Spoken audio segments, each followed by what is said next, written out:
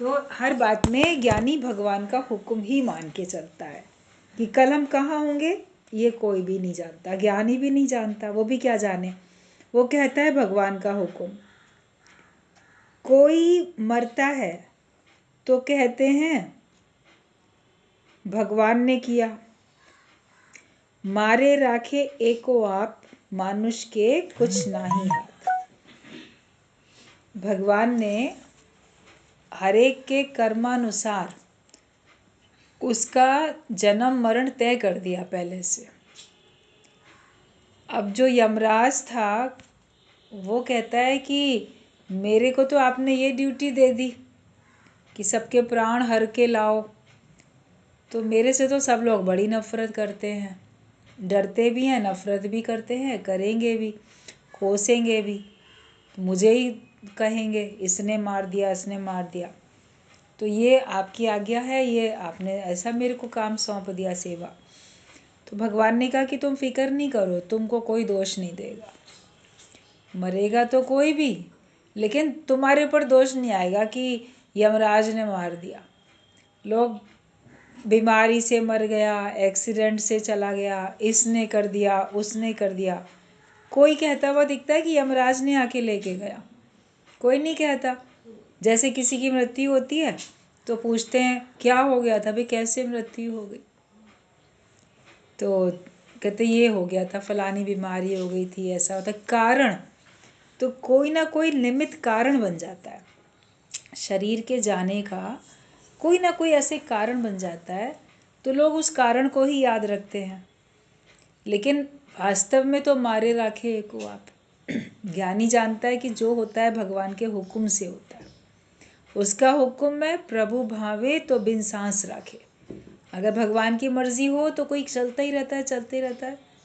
पिछले दिनों भी आपको बताई गई थी बात, न्यूज़ में था, पेपर में था, कि कैसे एक महिला जो थी वो 2-3 महीने की प्रेगनेंसी की थी और अपने पति के साथ वो जा रही थी। एक्सीडेंट हुआ और वो बेहोश हो गई, कोमा में आ गई और कोमा में पड़ी रही कितने 7-8 महीने तक। और इस बीच में वो चूँकि प्रेग्नेंट थी तो उसके अंदर के सारे फंक्शंस बिल्कुल ठीक ठीक चलते रहे। वो खुद कोमा में है, पड़ी है, हिल भी नहीं रही है, सब उसका डॉक्टर्स देख रहे हैं। और फुल टाइम जब उसका आया तो उसकी नॉर्मल डिलीवरी हो गई, उसी कोमा में ही नॉर्मल डिलीवरी उसको हुई, उसकी बेटी हुई। अभी वो तो बेहोश ही है, वो तो कोमा में ही है। लेकिन ये होता है प्रभु भावे तो बिन सांस राखे। भगवान ने चाहा तो वो भी जीवित बची हुई है, और बच्चे का जब जन्म लेने का समय आया तो बच्चा तो जन्म ले ही लिया। बाद में फिर उसका जो भी आगे न्यूज़ में था कि देखो ऐसे ऐसे हुआ है, आगे वो जब भी ठीक ज़रूर हुई होगी। लेकिन ये होता है भगवान का करिश्मा। वरना कोई ज़रा सा ठसक लगती है, ज़रा सी चोट लगती है, ज़रा सा गिरते हैं तो कहते जी मिसकैरेज हो गया, बच्चा तो अब नहीं रहा, ख़त्म हो गया। और ऐसे वो इतना ज़्यादा उसमें आ गई तो भी बच्चा जीवित रहा। तो ये होता है ना, भगवान जिसको धरती पे लाना चाहते हैं तो कोई उसका बाल नहीं बांका कर सकता। बाल ना बांका कर सके जो जग बैरी होए। सारा संसार भी अगर बैरी बन जाता है तो भी कोई उसका नुकसान नहीं कर सकता। तो ज्ञानी उसी भगवान के भरोसे रहता है कि भगवान तुम्हारी मर्जी है तो मैं चल रहा हूँ, तुम्हारी मर्जी है तो मैं कार्य कर पाता हूँ, तुम्हारी जब तक मर्जी होगी तब तक चलूँगा, तुम्हारी जब तक मर्जी होगी मैं तब तक कार्य करूँगा। जो तुमने रच दिया वही हो रहा है। पहले बनी प्रारब्ध, पीछे बना शरीर। हर एक का भाग्य पहले बन चुका है, बाद में शरीर बना, और नक्शा पहले बन चुका है, बिल्डिंग बाद में बन रही है। उसी नक्शे के हिसाब से ही बिल्डिंग बनती जा रही है। हम दोष किसी ना किसी को देते जाते हैं, इसके कारण से ऐसा हुआ, उसी कारण से वैसा हुआ, लेकिन नक्शा तो बन रहा है। मगर मनुष्य अपने भाग्य का विधाता स्वयं भी है। वो कुछ अपनी मर्जी से भी हेर फेर करता है। बिल्डिंग का नक्शा जैसा भी बना हुआ है उसमें अपनी मैं चला के हम उसमें कभी भगवान की मर्जी में भी, उसके खेल में भी हाथ डाल के उसमें हेरा फेरी करते रहते हैं। तो वो हमारे क्रियामान कर्म बनते रहते हैं और वो हमारे फिर नए कर्म बनते रहते हैं। तो ये कर्मों की गति इतनी गहरी है जिसको कोई सही तरीके से समझ नहीं सकता है। लेकिन अगर इतना भी समझ जाए कि जो हो रहा है भगवान की मर्जी से हो रहा है, तो हम किसी को भी दोष नहीं देंगे और खुद हम भगवान के मर्जी पे चलें, ईश्वर की आज्ञा के अनुसार चलें। ईश्वर की आज्ञा संतों की वाणी में है, संतों की आज्ञा में है, शास्त्रों की आज्ञा में है, शास्त्रों में जो वाणी है उसमें है ईश्वर की आज्ञा। करने योग्य कर्मों को करें, ना करने योग्य कर्मों को छोड़ते जाएं, उनको हम ना करें। तो फिर ये होता है कि हम ईश्वर की आज्ञा में चल रहे हैं। तो भगवान का हुक्म कहता है, ज्ञानी हर बात में भगवान का हुक्म कहता है। वो ये नहीं बोलता उसने किया या मैंने किया, न तू न मैं। उसकी दृष्टि में केवल भगवान है कि भगवान का हुक्म है। तो बस हम भी यही समझे, दुनिया में तो कोई जाएगा दुनिया से तो बोलेंगे भगवान ने कर दिया, लेकिन ज्ञानी बोलेगा सब उसी का हुक्म है। लोग कारण को दोष देंगे, ज्ञानी बोलेगा उसका हुक्म है। कहीं कैसे कहाँ कहाँ से मृत्यु आ जाती है। कल परसों पेपर में देख रहे थे, ट्रेन में बैठ के एक लड़का व्यक्ति ट्रेन में बैठा हुआ है और ट्रेन चली जा रही है, आराम से अपनी सीट पे खिड़की के पास बैठा हुआ था और बगल वाले पटरी पे कोई काम चल रहा था। तो पता नहीं कैसे वहाँ से लोहे का एक बहुत बड़ा सा संबल, क्या कुछ जैसे भाला टाइप का, किसी तरीके से वो जाने कैसे एकदम से छूटा, क्या हुआ, तो वो चलती ट्रेन का शीशा तोड़ के, शीशा बंद था, लोहे का इतना तीव्र गति से वो आया और चलती हुई ट्रेन का शीशा तोड़ के अंदर जो बैठा हुआ था उसकी गर्दन से आर पार हो गया और वो वहीं का वहीं स्टैचू होके मर गया वो। आप ये सोचो कि अगर भगवान को उसके प्राण लेने थे, कोई एक्सीडेंट नहीं, कुछ नहीं, ट्रेन में अपनी सीट पे बेचारा बैठा चला आ रहा, और कहाँ से वो मौत आई, हुक्म नहीं है भगवान का, तो क्या है फिर ये कि वो उसी समय वो लोहे का वो एक रॉड तेजी से उछल के, इतनी तेजी से कि उस ट्रेन के शीशे को तोड़ती हुई उसकी गर्दन में से घुस के उसको, और वो ऐसे ही जड़ रह गया एकदम। उसका जो एक हाथ जेब में था तो जेब में, हिल भी नहीं पाया, बोले वहीं वहीं का वहीं सांस उसकी रुक गई। तो ये भगवान की मर्जी, किसी ने नहीं मारा, किसी को जानता भी नहीं था। जो वहाँ पे लोग काम कर रहे हैं वो भी नहीं जानते थे कि ये अभी उछल जाएगा और ट्रेन उसी समय गुजर रही है, तो कौन से वाले डब्बे में जाएगा, क्या होगा। तो ये सब भगवान का हुक्म होता है। कहीं पर तो आप जानबूझ के देख लेते हो इसने ऐसा किया, उसने वैसा किया, लेकिन इस जगह पे कौन क्या बोलेगा कि देखो ये सब भगवान की कैसी मर्जी, लीला क्या है। तो हर एक का हिसाब किताब अपना अपना बना है। तो ज्ञानी हमेशा ये जानता है जो होता है वो भगवान के हुक्म से ही होता है, और सबका ठेकेदार तो ईश्वर बैठा हुआ है, हर एक का संभालने वाला भी और हर एक का न्याय भी करने वाला वो तो भगवान ही है। तुम किसी के ठेकेदार नहीं बनो, सबका भगवान है, तुम किसी के ठेकेदार, मैं इसके लिए करूँगा, मैं उसके लिए करूँगा, मेरी जिम्मेदारी है। लोगों को अपने घर परिवार में जिम्मेदारी होती है, आपको निमित्त बनाया है भगवान ने, आप जिम्मेदारी ज़रूर महसूस करो और जिम्मेदारी से करो भी काम, मगर अंदर में कर्तापना नहीं आना चाहिए कि हम ही करेंगे। हम नहीं करेंगे, हमारे द्वारा भगवान कर रहे हैं और किसी के भी द्वारा भगवान ही करेंगे।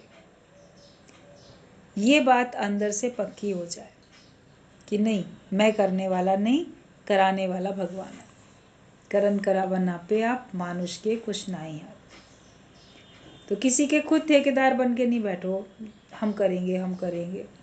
अंदर से बोलो भगवान कराएंगे तो हो जाएगा, हमारे द्वारा कराएंगे तो हमारे द्वारा हो जाएगा, किसी और के द्वारा कराएंगे तो किसी और के द्वारा हो जाएगा, लेकिन करने वाला ही भगवान ही है, उसकी मर्जी से सब हो रहा है। तो तुम किसी के भी ठेकेदार नहीं बन के बैठो। और अज्ञानी व्यक्तियों से ज्ञान वाले व्यवहार की उम्मीद मत रखो। अक्सर क्या होता है कि जो लोग सत्संग में आते हैं उनका व्यवहार बड़ा अच्छा सात्विक होने लगता है, सरल होने लगता है, सबको सुख देने वाला होने लगता है। फिर जाने अनजाने वो उन लोगों से भी उसी तरह के व्यवहार की उम्मीद करने लगते हैं जो लोग सत्संग में नहीं आते हैं।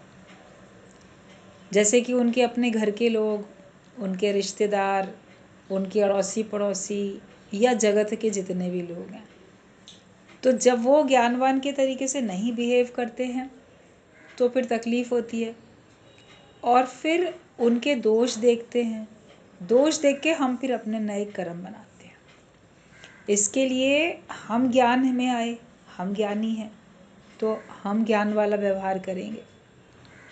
दूसरा तो ज्ञानी नहीं है, तो ज्ञानी व्यक्ति से ज्ञान के व्यवहार की उम्मीद हो सकती है, लेकिन अज्ञानी व्यक्ति से ज्ञान के व्यवहार की उम्मीद क्यों करो।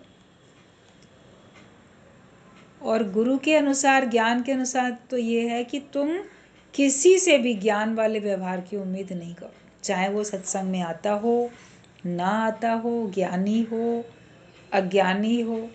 आप अपने को देखो केवल कि तुमसे जो कुछ हो रहा है तो क्या वो ज्ञान अनुसार होता है।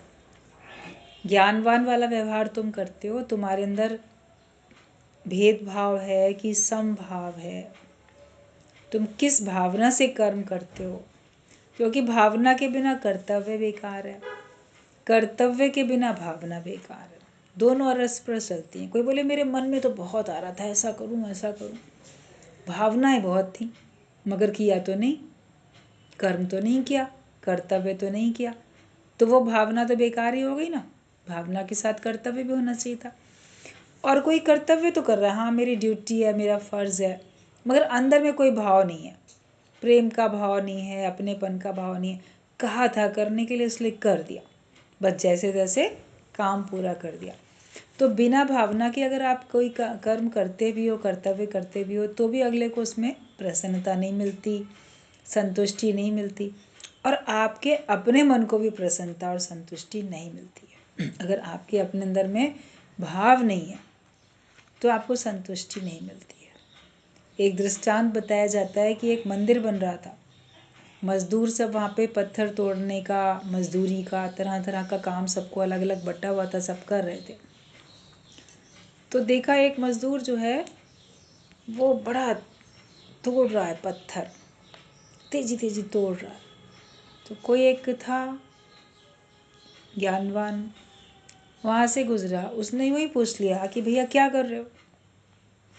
उसने बड़े गुस्से में जवाब दिया, देखते नहीं हो पत्थर कूट रहा हूँ, तकदीर कूट रहा हूँ अपनी, पत्थर कूट रहा हूँ, नज़र नहीं आ रहा है पत्थर कूट रहा हूँ जो बोल रहे हो, क्या कर रहे हो। उसी को गुस्से में जवाब दिया। अब बेचारा आगे बढ़ गया, बोला कोई बात नहीं। फिर दूसरा व्यक्ति भी जो पत्थर कूट रहा था वो आराम आराम से कुछ कुछ सोचता हुआ धीरे धीरे कूट रहा था। उससे कहा भैया क्या कर रहे हो। उसने बड़े ठंडी सांस लेके निराशा वाले भाव से कहते क्या करें, पत्थर कूट रहे हैं, पेट भरने के लिए, अपना परिवार का कुछ तो करना ही है, जो काम मिल गया तो ये करना ही है, पत्थर ही कूट रहे हैं हम तो। जैसे वो कर्म तो कर रहा था मगर उसमें उसको प्रसन्नता नहीं थी, लेकिन लाचारी थी। जो पहले वाला था उसको भी प्रसन्नता नहीं थी, उसको क्रोध था। फिर तीसरा देखा मजदूर, वो भी पत्थर कूट रहा है मगर बड़ा प्रसन्न दिख रहा है। उसको पूछा क्या कर रहे हो भैया। कहता अरे पत्थर कूट रहे हैं, भगवान का मंदिर बन रहा है, उसमें सेवा हो रही है, सेवा कर रहे हैं। आज दिन तक मजदूरी की, लोगों के घर बिल्डिंग बहुत बनाए, लेकिन इतना बड़ा मंदिर बनेगा, मंदिर बनाने में हमको सौभाग्य हुआ हमारा कि हमको मजदूरी मिल रही है, तो ये तो भगवान का मंदिर बन रहा है, सेवा हो रही है। अभी जैसे आजकल अयोध्या में राम मंदिर बन रहा है, तो जो लोग भी वहाँ पे मजदूरी करते होंगे तो उनमें कोई भाव रखेगा, अरे कम से कम इतना अच्छा मंदिर बन रहा, मुझे इसकी मजदूरी करने का अवसर मिल गया, तो भक्ति भावना से करेगा। कोई वहाँ भी सोचेगा चलो ठीक है, मजदूरी यहाँ नहीं की तो वहाँ कर ली। कोई सोचेगा कि कुछ और काम नहीं मिला तो पत्थर ही कूटना पड़ रहा है, तो वहाँ भी खींचेगा, उलझेगा। तो भाव होते हैं ना, कर्म तो एक से हो रहे थे तीनों मजदूरों के, लेकिन तीनों मजदूरों की भावना में अंतर था। ज्ञानी और अज्ञानी के ना ही कर्म में भेद। जो भी ज्ञानी है अज्ञानी है उनके बाहर के कर्मों में भेद नहीं होता, क्योंकि शरीर सबके साथ है और शरीर की आवश्यकताएं सबके साथ बराबर जुड़ी हुई हैं। हर एक के पास अपना घर परिवार, या कोई आश्रम में भी रहता है गुरु के, तो आश्रम भी घर ही होता है और वहाँ पे रहने वाले गुरु भाई अपने ही परिवार होते हैं। गुरु हमारा ही गार्जियन, हमारा ही बड़ा हेड ऑफ द फैमिली, माता पिता जो भी मान लो उसको, वो होता है। तो काम तो वही होता है जो आप अपने घर में करते हो, वही गुरु के दर पे, गुरु के घर में या गुरु के आश्रम में भी वही करोगे। समय से सोना, समय से उठना, साफ सफाई घर की, आश्रम की, लंगर की सेवा, जो भी कुछ है वो सब जो आप अपने घर में करते हो वहाँ भी करते हो। लेकिन अंतर होता है ना कि यहाँ पे हम सेवा कर रहे हैं, और घर में ही मैं अपने लिए करता हूँ, मैं मेरे के लिए करता हूँ। तो भावना क्या हो सकती है? अपने भाव देखो, तो जैसे हमारी भावना होगी वैसा हमको फल मिलेगा। तो बाहर से ज्ञानी और अज्ञानी ये कर्म में भेद नहीं है, लेकिन दोनों की अलग भावना। एक ने किया मोक्ष, एक ने किया खेद। वरना ज्ञानी और अज्ञानी के कर्म में कोई भेद नहीं होता। कर्म सब एक से करते हुए दिखते हैं अक्सर ही, थोड़ा बहुत अंतर होता है। अज्ञानी व्यक्ति बहुत कुछ कर रहा है, सकामी कर्म, ज्ञानी वो सारे सकामी कर्म नहीं कर रहा है, मगर कुछ तो करता ही है अपना शरीर को चलाने के लिए। मान लो किसी के नौकरी है, किसी को बिजनेस है, या किसी को घर के कोई काम है, जिम्मेदारियां हैं, दूसरा भी यही करता दिखेगा, ज्ञानी भी यही करता दिखेगा। भावना में अंतर होता है। एक अपने को मुक्त महसूस करके कार्य करता है, ईश्वर की तरफ से आई हुई सेवा समझ के कार्य करता है, और उस कार्य को करने में उसको प्रसन्नता का अनुभव होता है। वरना प्रसन्नता का अनुभव ना हो और एक खेद में पड़ा रहता है। जैसे वो दो मजदूर जो थे वो खेद में पड़े हुए थे, करना पड़ता है, यही मिला काम, दूसरा नहीं मिला कोई काम। घर में भी लोग उलझते रहते हैं, कब तक करते रहेंगे, मैं ही करूं, कोई और नहीं करता, बहुत कुछ बातें होती हैं। तो ये सब रहता है। हम कुछ भी कर्म करें, अपने अंदर में देखें कि हम मुक्त हैं या उस कर्म से बंध गए, या उस कर्म के फल से बंध गए, तो हमें अपने आप को मुक्त महसूस करना कि मैं मुक्त होके बैठूं। किसी प्रकार के खेद में नहीं पड़ो, किसी प्रकार की परेशानी में नहीं हो, और अज्ञानी व्यक्तियों से ज्ञान वाले व्यवहार की कभी उम्मीद नहीं रखो। अगर ज्ञान वाले व्यवहार की उम्मीद रखेंगे तो फिर हम खेद में पड़ेंगे, जाके हम परेशानी में आएंगे। बोलते आशा न करे और से, आप करे उपकार। दूसरों से कोई आशा नहीं, अपने आप से जितना कर सकते हो उतना करो, जितना नहीं कर सकते हो कार्य, जितना आपके शरीर से हो सकता है, नहीं हो सकता है, जितना हो सकता है केवल उतना ही करो, बाकी नहीं करो। मगर जो करो वो बड़े भगवत भाव से करना चाहिए, प्रेम की भावना से करो, और कर्म करने में हमको आनंद आना चाहिए, कर्म करने में हमको प्रसन्नता होनी चाहिए। कहा जाता है धिक्कार है उस कर्म को जिससे न होवे शांत मन। अगर हमारे मन में शांति नहीं आती है तो हम कोई भी कर्म करते हैं वो धिक्कार है।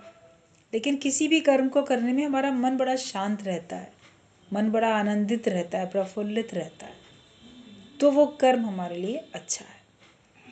तो अपने कर्मों के करने में, कर्तव्य को करने में अपनी भावना को भी हम लोगों को जरूर देख लेना है।